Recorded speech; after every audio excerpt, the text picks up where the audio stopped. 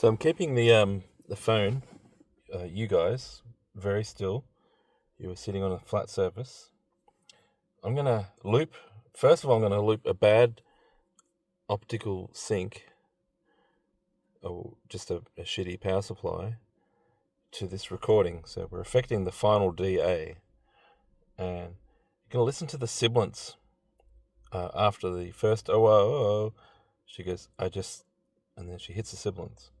I'm going to loop that a few times with the bad optical, and then I'm going to switch to internal clock after about 4 and see if you can hear the difference.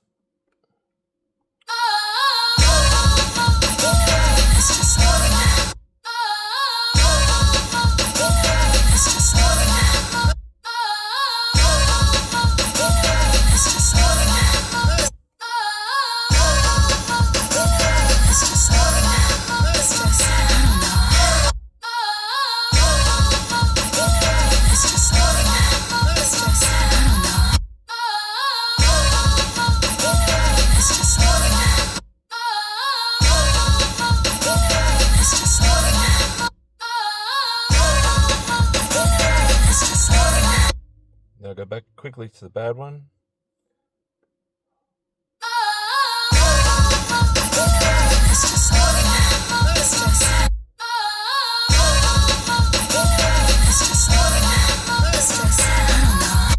On the bad optical, she says, "It's just," and the sibilance is really apparent on "it's just." And when you go to internal, there's a tiny bit of sibilance on "it's," and then just has less sibilance.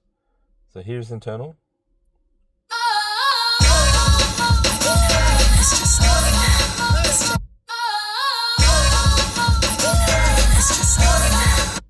And now for bad clock.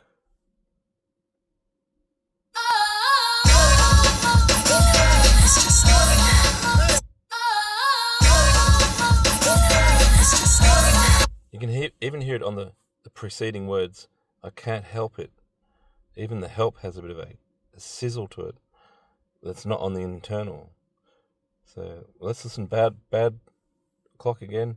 I can't help it. It's just.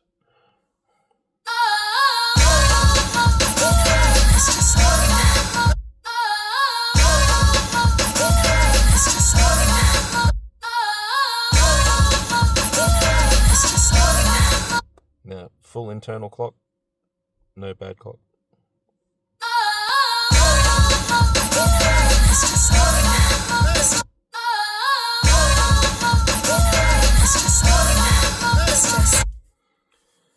So there's something. There's some food for thought. I'll just quickly change to the best USB power source I've got. We'll have a quick listen to it. So syncing to my best option.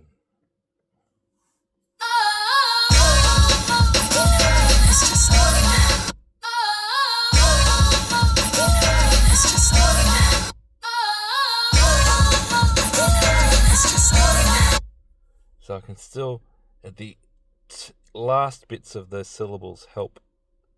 Just tiny goes into tiny sizzle. And then the first syllable has the heavy sizzle and the second syllable doesn't. Let's go to internal, best ever.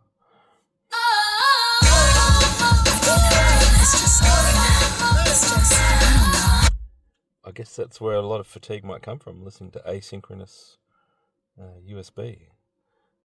Future me here again, guys. It could be the same as the last time because I'd only thought of this after recording these videos, but syncing to the external clock with the 100-watt GaN PSU may be better than the internal clock without any external syncing, because that 5-face is on a battery connection with other things like fans and relays. You can actually hear the difference in this phone recording if you go back and just listen to that last GaN one versus internal.